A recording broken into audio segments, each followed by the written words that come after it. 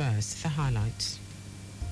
Lagos State Government launches 2026-2028 medium-term sector strategy rollover exercise.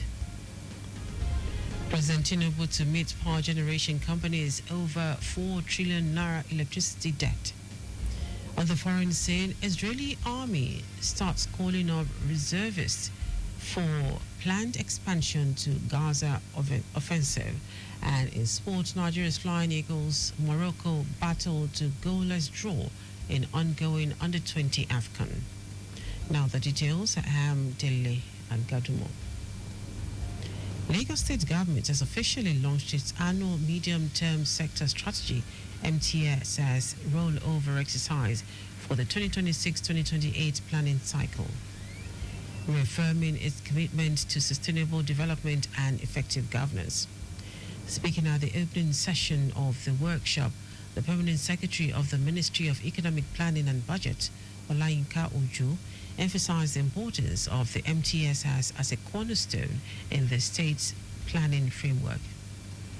Ojo stated that the strategy is to ensure that all projects and programs initiated by ministries, departments, and agencies, MDAs, are not only well prioritized and realistically cost, but also aligned with the Lagos State Development Plan, LSDP 2052.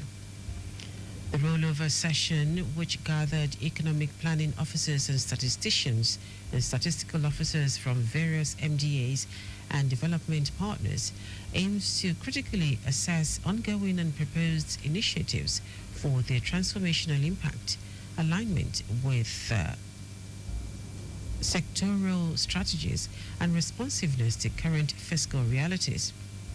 The event also underscored the need for flexibility and innovation in government planning and global uncertainties. Officials called for future-proof and sustainable programs claimed capable of delivering measurable benefits to Lagos residents. The Lagos State Government, through the Lagos State Agricultural Development Authority, LSADA, has emphasized the need to embrace technology-driven agricultural processes to enhance and sustain food security across the state. The call was made during the 2025 pre-season training organized for agricultural extension agents, enumerators, and representatives of farmers groups. The training themed AI-powered urban agriculture in Lagos State, enhancing agricultural extension services for increased food production, aims to equip participants with innovative strategies for the upcoming farming season. Declaring the training open, Commissioner for Agriculture and Food Systems, Abisola Olusoya, said the program was designed to build the capacity of field officers on the objectives and methodologies of managing training plots, demonstration farms, and on-farm adaptive research planned for the year. Acknowledging the critical role of extension officers in the agricultural value chain, Olusoya advocated for improved welfare packages for them and encouraged wider use of social media to showcase their activities and successes. In his remarks, Special Advisor to the Governor on Agriculture and Food Systems, Oluwarotimi Fashola, described the gathering as an opportunity to reinforce the backbone of Lagos State agricultural sector, its farmers and extension officers. In his welcome address, the project manager of Asada, Aliru Alade, who was represented by Director of Rural Institution Development, Adenike Toju-Tubi, highlighted the importance of the annual training as a platform to prepare stakeholders for the new farming season. Alade also acknowledged the continued support of Governor Babajide Sanwo-Olu for providing strategic policy direction that has consistently propelled farmer-centered initiatives across the state. The Raw Materials Research and Development Council, RMRDC, and Defense Headquarters are seeking partnership to strengthen food security and promote sustainable growth. This collaboration, which focuses on research, capacity building and agricultural innovation was announced during a visit by a delegation from Defense Headquarters to RMRDC in Abuja. The delegation led by Brigadier General David Kurmi and Brigadier General Mohammed Lawan on behalf of the Chief of Defense Staff noted the military's interest in partnering RMRDC to enhance productivity and efficiency on its farm projects. This aligns with the Armed Forces' strategy of leveraging agricultural development to aid national security and logistics needs. Welcoming the delegation, RMRGC's Director General, Martins Ike Mononso, described the collaboration as a significant milestone and emphasized the Council's mandate to develop and promote local raw materials for industrial and economic growth.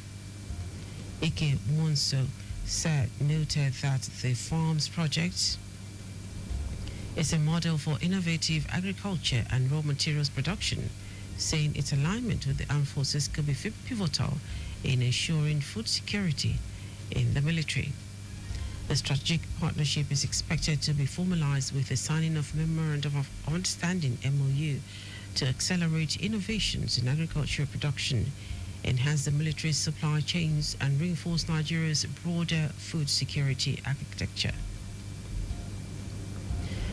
Delta State Governor Sheriff Oborevori has assured that the Ughelli-Asaba Road dualization project will soon be completed.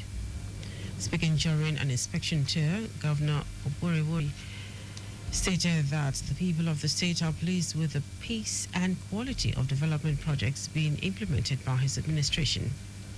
He emphasized that the positive feedback from residents was a clear testament to his government's commitment to inclusive growth and sustainable development.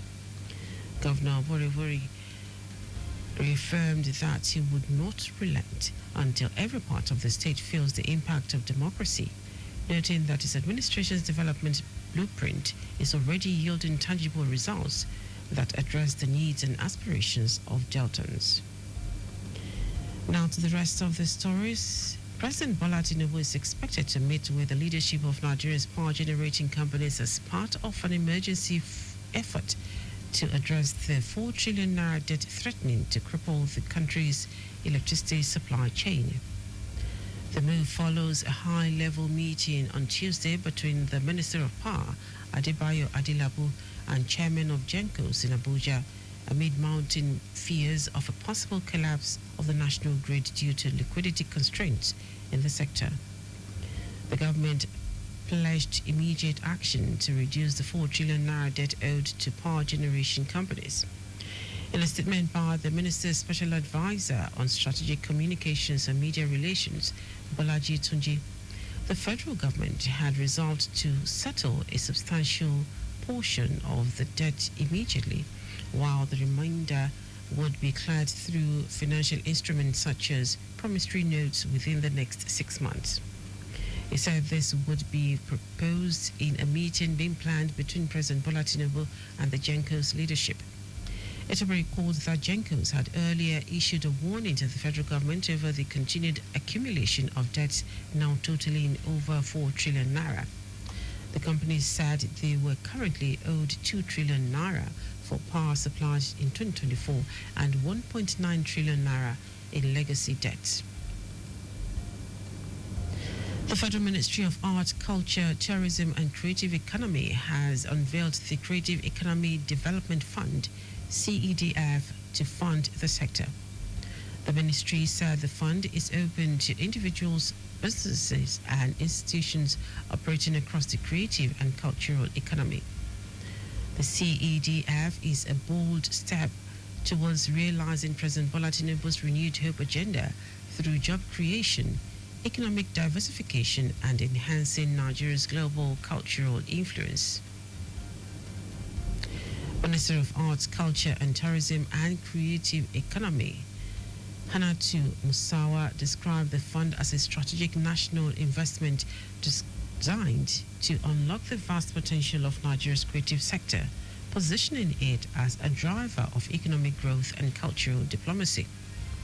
She urged eligible creatives, entrepreneurs, and organizations to apply for funding through the CEDF. In outer foreign news, the Israeli military has started calling up tens of thousands of reservists to intensify and expand its operations in Gaza. The Israel Defense Forces IDF said it was increasing the pressure with the aim of returning hostages held in Gaza and defeating Hamas militants.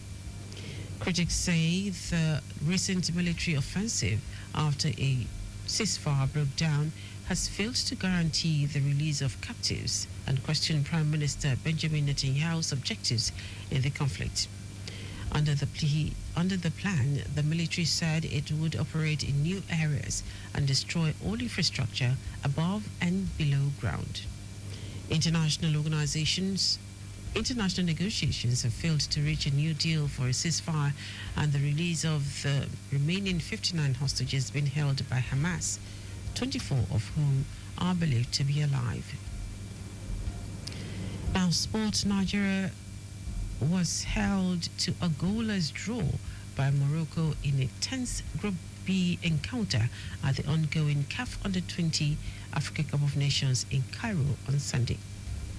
In a contest that revived memories of the dramatic 2005 semi-final duel, which Nigeria edged on penalties after a 2-2 draw, both sides battled intensely but lacked the clinical edge in front of goal to make a decisive impact.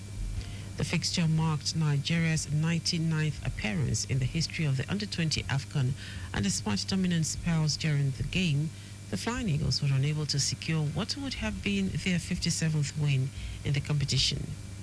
Having started their campaign with a 1-0 win over Tunisia, Aliyu Zubairu's team aimed to record back-to-back wins for the first time since 2015, but Morocco proved a more resilient opponent, successfully neutralizing Nigeria's attacking threats. The result leaves Group B delicately poised, with both teams still in contention for a place in the knockout stage as they head into the final round of matches, both leveled on 4 points, one ahead of Tunisia in third. Curtains will drop on Group B, with the Flying Eagles facing bottom Kenya, who are yet to earn a point at the 30 June Stadium in Cairo, while the Moroccans face Tunisia in a winners-take-all encounter simultaneously at the Suez Canal Stadium in Ismaila on Wednesday. That ends our news at 10. Just before we go, make sure your mirrors are intact. Always use them to stay aware of happenings as you drive. You can follow us and like all our various social media platforms: X at Traffic Radio 961, Facebook Lagos Traffic Radio 96.1 FM, Instagram Lagos Traffic Radio 961. Subscribe and watch our news and programs live on YouTube at Traffic Radio 961. You can also visit our website www.trafficradio961.ng. Did you know that under the Sanwo-Olu administration, 1,050 rural women received intensive training in boosting outputs in agricultural production, and the beneficiaries were given equal access to markets? Can get more details on the Lagos State Government website. To end the news, are the highlights of the major stories. Lagos State Government has officially launched its annual medium-term sector strategy rollover exercise for the 2026-2028 planning cycle, reaffirming its commitment to sustainable development and effective governance. President Bola Tinubu is expected to meet with the leadership of Nigeria's power generating companies as part of an emergency effort to address the 4 trillion naira debt threatened to cripple the country's electricity supply chain. We also told you that the Israeli military has started calling up tens of thousands of reservists to intensify and expand its operations in Gaza. And in sport, Nigeria were held to a goalless draw by Morocco in a tense Group B encounter at the ongoing CAF Under-20 Africa Cup of Nations in Cairo on Sunday. For contact at the newsroom, send a message to info@trafficradio961.ng.